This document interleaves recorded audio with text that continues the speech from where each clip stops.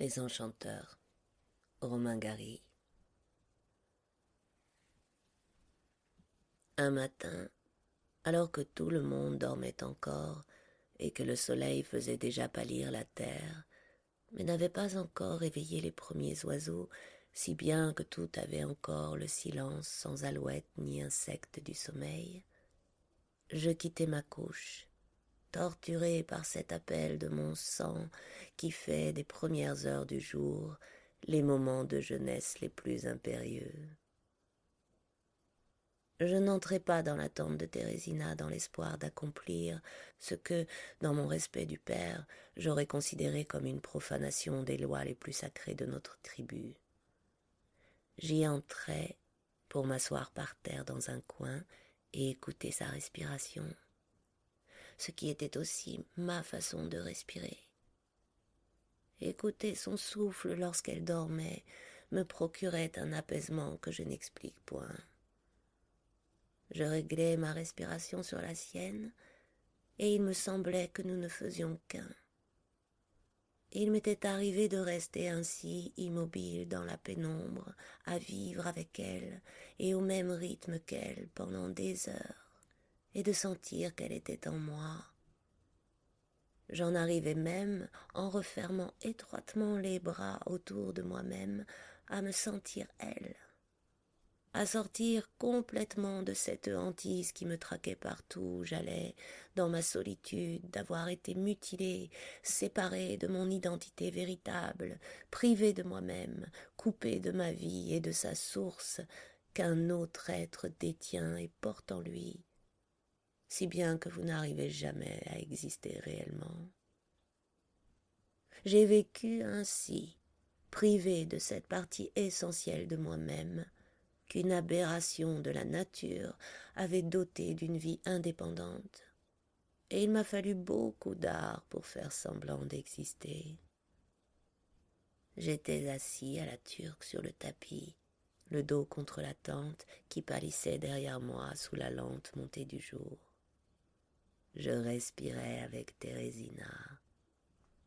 Je ne voyais d'elle que la masse rousse de sa chevelure qui dormait, elle aussi, et que je n'ai jamais pu considérer comme une chose. C'était une créature chaude et vivante.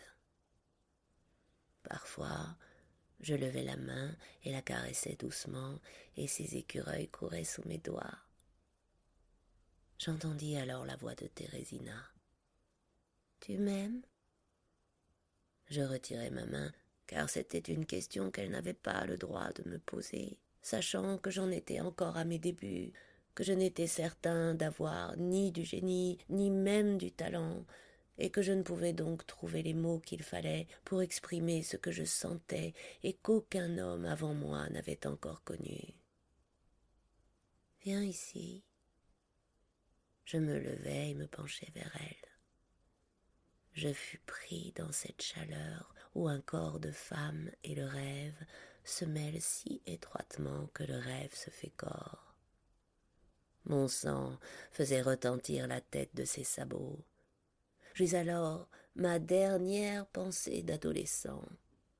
Le contraire de la mort n'est pas la vie, c'est l'amour.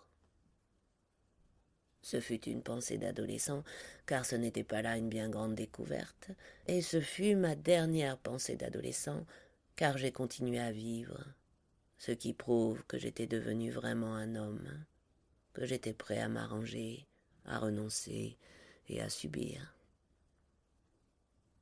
Je sentis ses lèvres sur les miennes, dans un effleurement à peine perceptible, et ce baiser sans profondeur me priva de mon corps.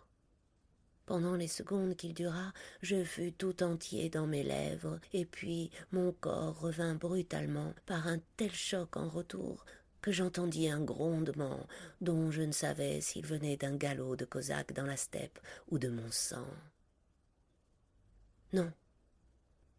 Elle leva ses deux mains devant elle et les appuya contre mon visage. Non, je veux vivre. Elle toucha mon front de ses doigts. Je veux vivre là-dedans. Je n'ai pas envie de mourir. Thérésina, je veux que tu continues à m'inventer, à m'imaginer. Je ne veux pas que ça finisse. Je veux que tu continues à m'imaginer aussi longtemps que tu vivras. » Mes mains cherchaient, s'exaspéraient, elle les saisit. « Fosco, je t'en supplie. Je veux durer. J'ai besoin de toi. J'ai besoin d'être rêvé. »